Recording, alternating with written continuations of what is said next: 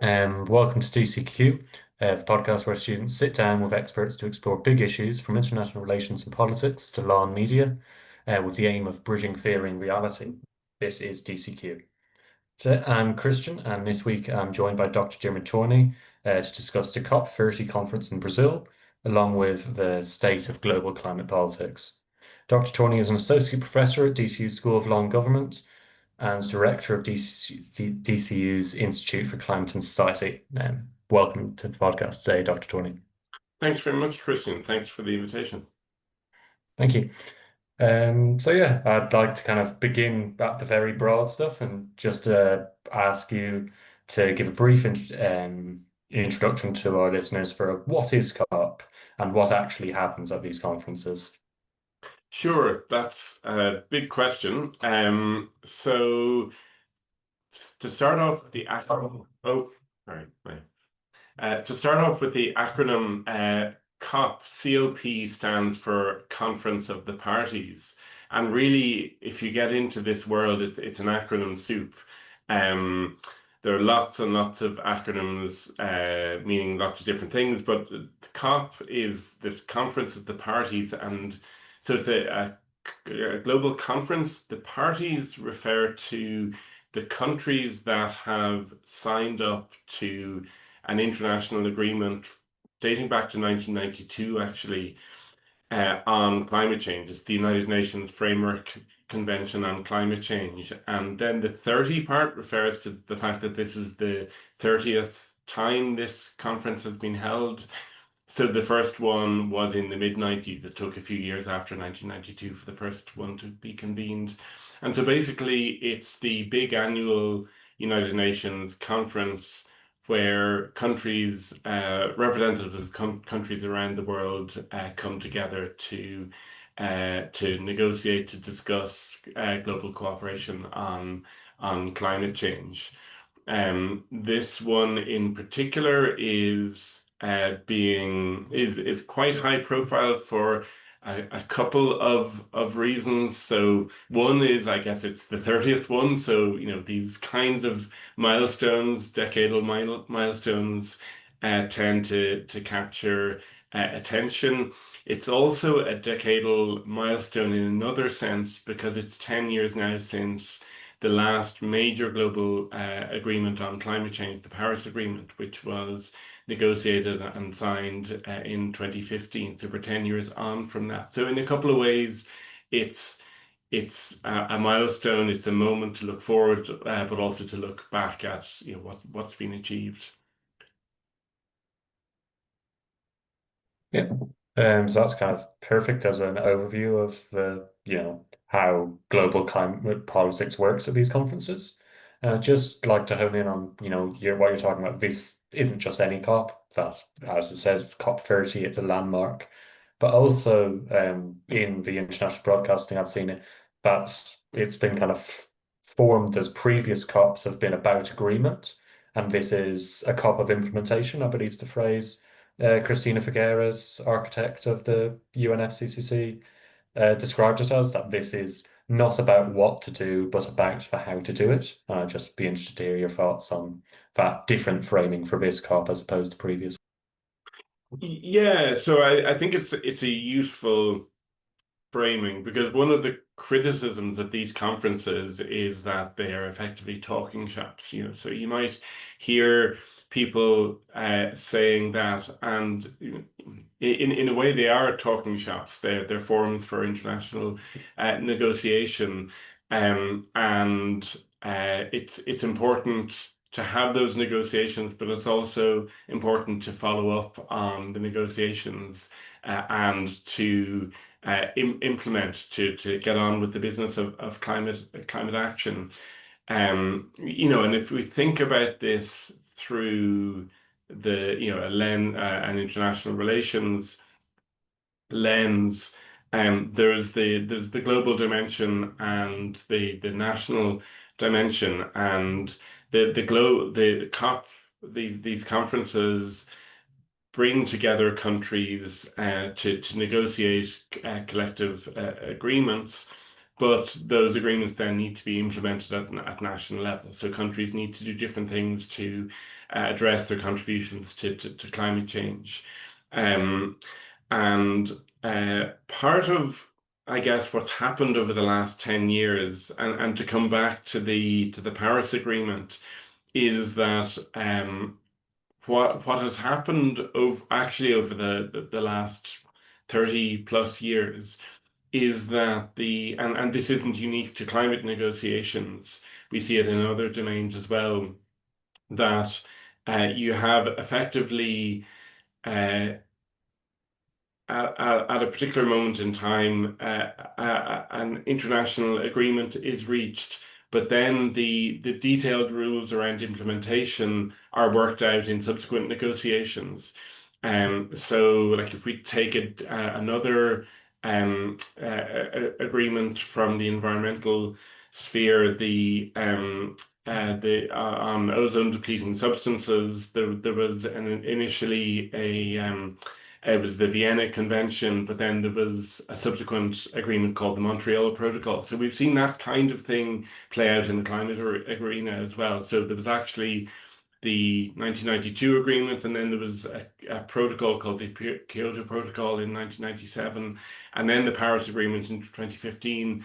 But then some of the detailed rules around how the Paris Agreement is to be implemented actually took years more to finalize. And it was actually just a small number of years ago that what's called the Paris Rule Book, so those implementing rules were finally kind of signed off on.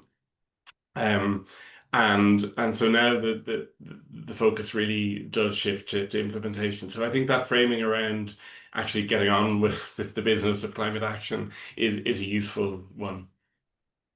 Yeah.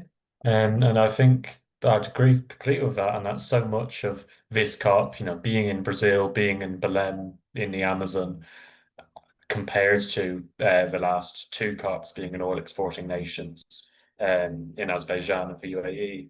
So there is this kind of more pertinent focus. There is this heightened urgency, and kind of the big elephant in the room, or almost the elephant that's not in the room, is in the past year, the US effectively being taken out of the equation, and the figure that even with Trump only being in power less than a year, US emissions are up 8.5% since 2020, when we are all theoretically gradually decreasing. So it's just like your opinion on how do you think this factors into it, of countries are going into this COP with this urgency, but also this feeling of, if the world's biggest emitter isn't playing ball, what future can there be? Yeah, so I think you're right to say that it's on everyone's mind, that Mm. the role of the US. Um, we have obviously precedents for this. There was a first Trump administration. There was also the administration of George W. Bush in the 2000s. So so Bush was inaugurated in January 2001 and left office in 2009. So basically, for the entire decade of the 2000s, the US was kind of missing in action. And so what George W. Bush did was to withdraw. I think it was in March 2021, so it was not long after he took office. He said basically the US was um, slightly complicated because Clinton, the previous president, had not submitted the Kyoto Protocol agreed in 1997 for ratification. So international treaties under the US system have to be Yeah. ratified by Congress. And so Clinton he knew that the Senate wouldn't approve the Kyoto Protocol, so it was actually never submitted for ratification. But then Bush went a few steps further and said, "We're never going to submit it for ratification. We're we're walking away from the Kyoto Protocol." And for those years of the 2000s, basically the US approach was to say we're not involved, but whatever the rest of the world wants to do, you can go ahead and do whatever you want. And we saw at that period of time, the EU stepping to the fore and becoming a champion for international climate cooperation and ensuring actually entry into force of the Kyoto Protocol. Um, so that's one precedent from the 2000s. Then we have the second precedent of the first Trump administration, so 2016 to 2020. And essentially we saw something a bit like what happened in the the George W. Bush years, which was the US certainly walked away. So the US withdrew from the Paris Agreement, though interestingly not from the 1992 agreement, but the, the Trump administration basically didn't really play a wrecking role. It essentially just walked away and didn't actively undermine the negotiations. But coming into this COP, which opens today, um, there has been some fear that we might see uh, a different kind of strategy from the US. So about a month ago, there was a draft agreement in a different multilateral forum, the International Maritime Organization, on the table. So this agreement to regulate greenhouse gas emissions from shipping had been agreed back in the spring, and basically this was a meeting to formally approve this draft, this provisional agreement from back in the spring. And what the US did was really quite belligerent. So the US um, it progressively upped the ante in terms of threatening other countries that were planning to uh, sign off on this maritime agreement. Um, Up to and including, according to the reports and some stories I've heard, they began targeting um, the individual negotiators from individual other countries, threatening them with visa bans and such like. So you're really getting quite personal and quite belligerent. And so coming into, that's in the recent past. And so I think there's been a fear that the US might adopt a similar strategy um, in this COP.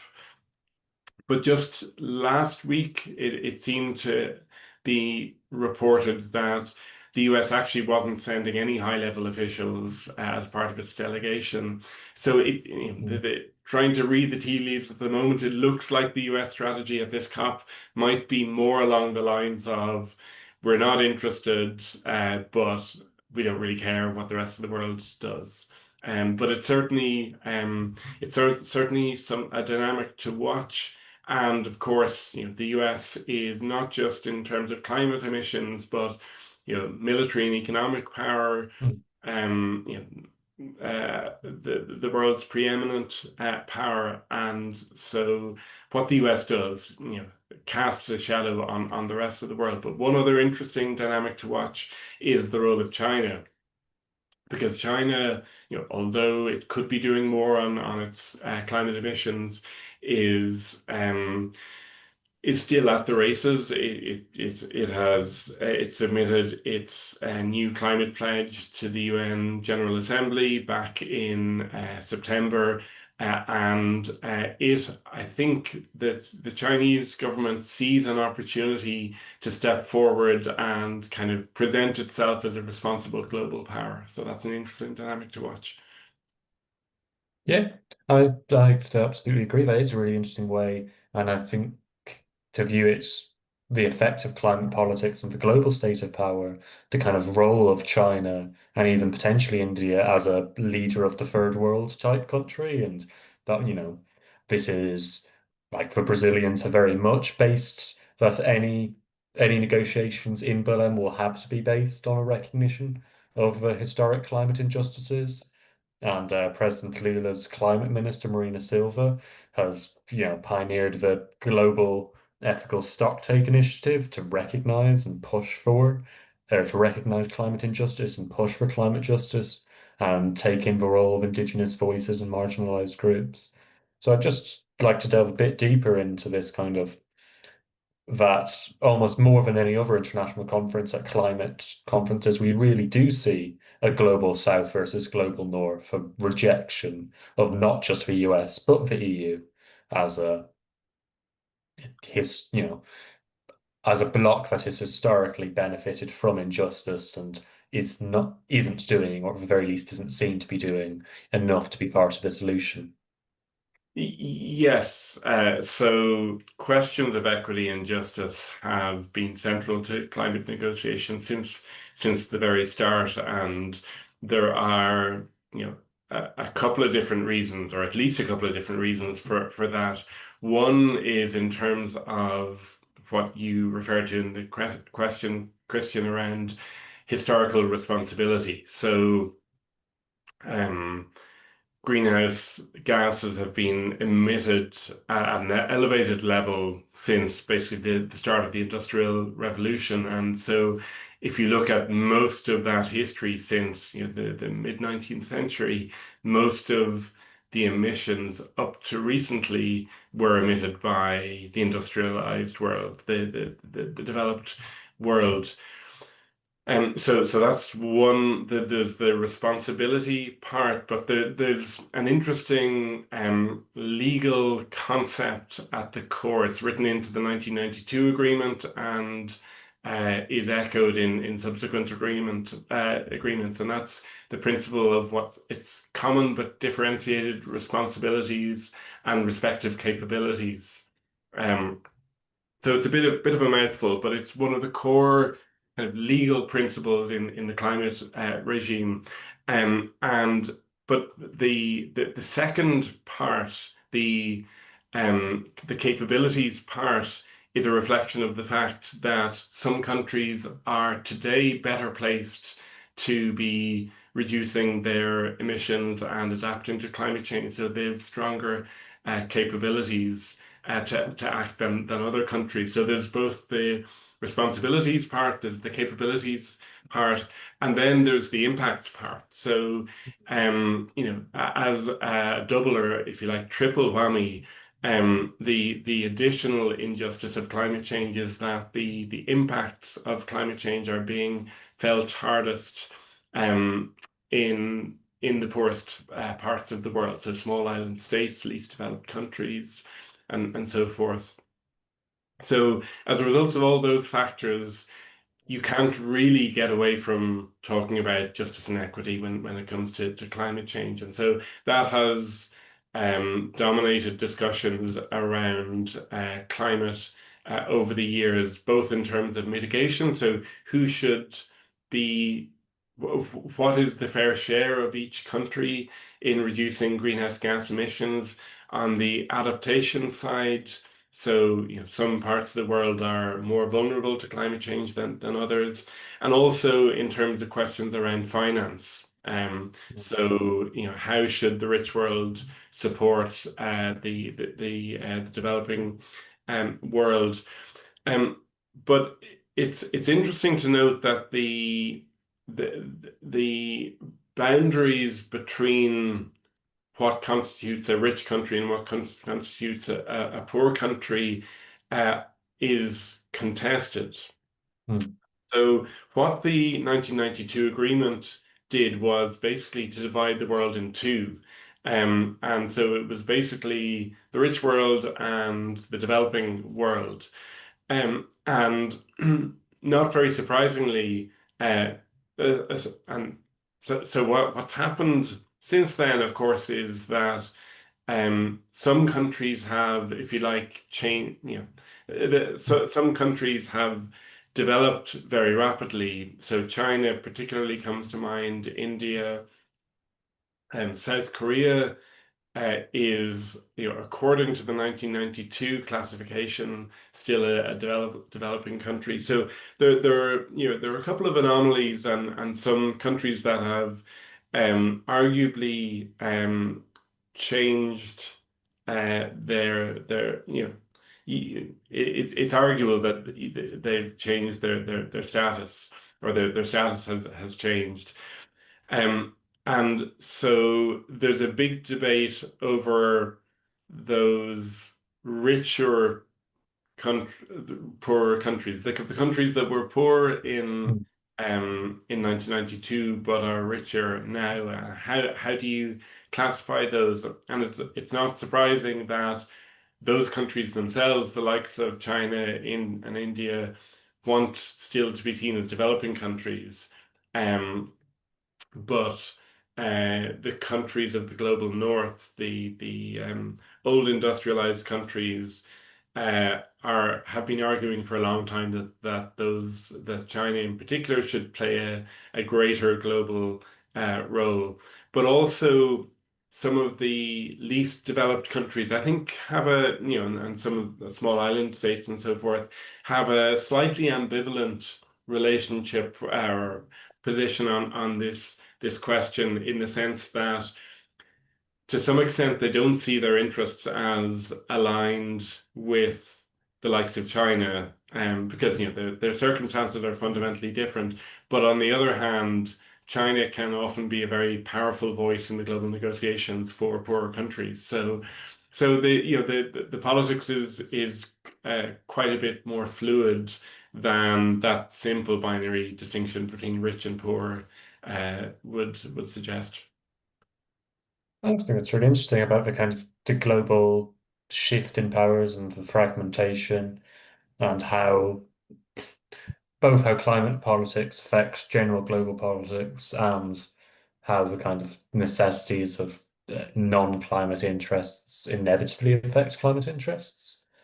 And the kind of dynamics we will see at COP over the next 2 weeks, and we've already seen at the Leaders Summit last Thursday and Friday. Uh, Now, it's just like to pivot a bit now and kind of go into some of the detail of maybe what can we expect at COP. And I know predictions are a fool's game, and that's the phrase that in international relations predictions were invented to make the horoscope look good. But just to look at the next few weeks and or even what can we expect to be talked about. I've been reading quite a bit about the Brazilian focus on both moving away from deforestation, but also more active afforestation. And this they feel not just at their COP, but this hasn't been as much of a focus as it should be in COPs previous. Yeah, so I think that's possibly a reflection of a broader characteristic of the climate agreements that we've seen so far, which is that they don't go into specific sectors, into details of specific sectors. So, it came as a big surprise to lots of people um a few years ago when there was the first ever reference to fossil fuels in one of the outcome documents from a COP. I think it was COP26. Um, and you know, people who didn't follow these processes closely kind of sat up at that point and said, "Hang on, how have you had 25 of these previous agreements and no reference to fossil fuels?"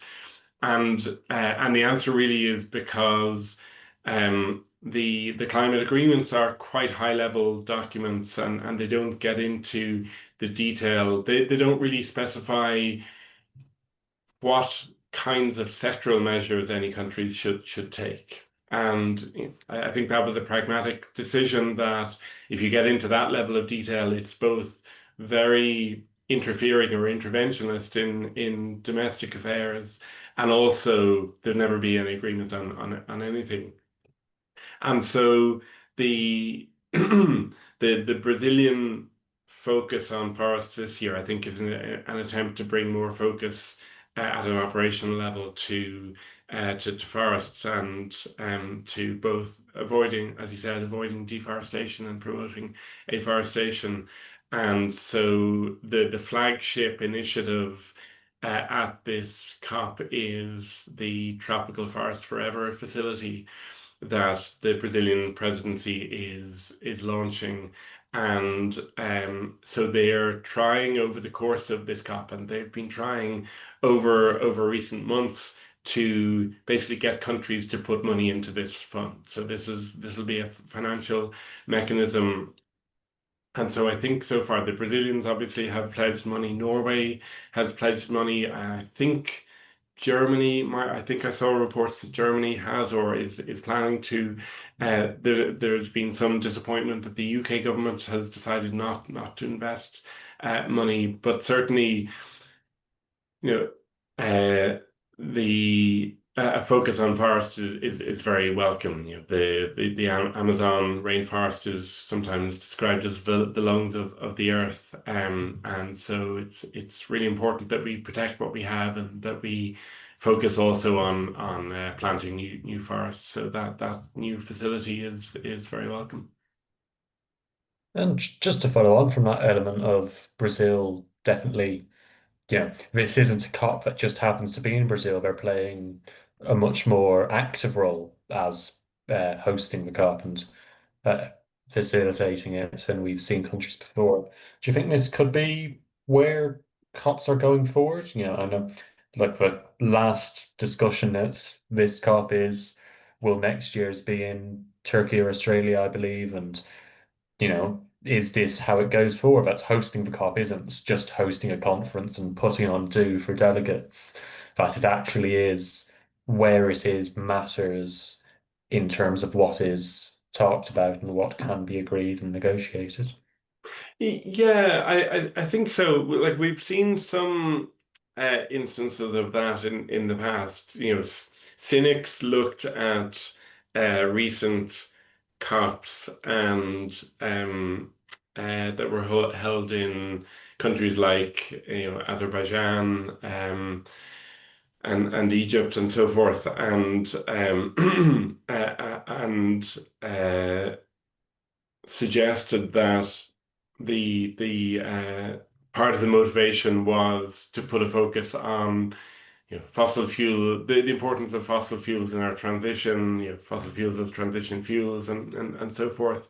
But looking further back, for example, there was a COP held, I'm forgetting which year it was, but it was in Poland, and that brought some focus on just transition and the people exposed by transitions away from fossil fuels all the way back in I think it was 2007. A COP was held in Nairobi, and it was labeled as the adaptation COP. So, the idea being that African countries are much more on the front lines of the impacts of climate change, and so COPs up to 2007, I think it was, or it was sometime around then. Hadn't the COPs hadn't focused up to that point on adaptation as much. So there is some precedent for this kind of thing. There is, as you noted, an ongoing discussion about where next year's COP will be held. Both Turkey and Australia want to hold it. Um, it seems that the smart money is on Australia, but Turkey hasn't given up hope yet. Oh, I think that's really interesting, and yeah, we're coming to end, so I'll just go for one more question on the kind of so much of what we talk about when we talk about global climate politics is, to be frank, negative and depressing, and in honesty, catastrophical and apocalyptic. But kind of what there is positivity. This is a COP being held in a country with a government that very much does care about an active and immediate transition and a just transition. So I'd just like to kind of finish on note of what can we be positive about in global climate politics. Sure. So a couple of things to pick up on. One, and coming back to our discussion about the US. So it's Mhm. true that the US is a really important player in world affairs, obviously. and won't be there in any meaningful sense, or at least won't be playing a positive role in the negotiations. But all of the pretty much every other country in the world will be there, and that's an indication of uh, continued commitment across most countries and regions of the world to decarbonization. Um, One other thing to note is that it's very easy to look forward at the scale of the challenge ahead and to see the mountain ahead of us, and how difficult that seems. But it's also important, I think, and this comes back to the idea of this COP being a milestone. Um, 10 years on from the Paris Agreement, it's important to look back and realize what has been achieved in those 10 years. And the rollout of renewable energy, for example, is at a pace and scale that I don't think anyone in 2015 would have predicted. So we are, we're making good strides at moving away from fossil fuels. It's certainly not fast enough, but I think there's always a temptation to look at what still needs to be done and not to recognize what we've achieved so far. And really, quite a lot has been achieved. And then a final and broader point around climate change I'd make is that it's important, and Greta Thunberg is quoted as saying along these lines, that um, uh, if people ask about what gives you hope, or how is it possible to be hopeful in such a grim world, that if you start to take action, you can see hope everywhere. And one of the ways that as a political scientist, I think of individual action in terms of politics, in terms of Mm. telling your politicians that climate change is something that we are concerned about and that we want governments to do more on. And something politicians often say is that they don't think the public is very concerned about climate change. And so it's up to citizens to communicate that desire to their politicians. And one way to do that is through mobilizing and activism. And there is, in fact, a big national demonstration on Saturday, this coming Mhm. weekend. So it's the middle weekend between the 2 weeks of the COP, and it's being organized by a whole coalition of NGOs. So I'll be going to that, and I know students and some of my colleagues will be going to that too. Yeah, I think that's a really good note to end things on, and to have that, even if it's minor, call to action, with uh, action at the Garden of Remembrance on Saturday coming. So I would just like to wrap up there and say this has been extremely interesting, extremely provoking, and really grateful, particularly to have that bit of hope to know we aren't all doomed. So I'd just like to thank you very much, Dr. Tony, for coming to DCQ. And thanks again for the invitation. Thank you so much. Cheers.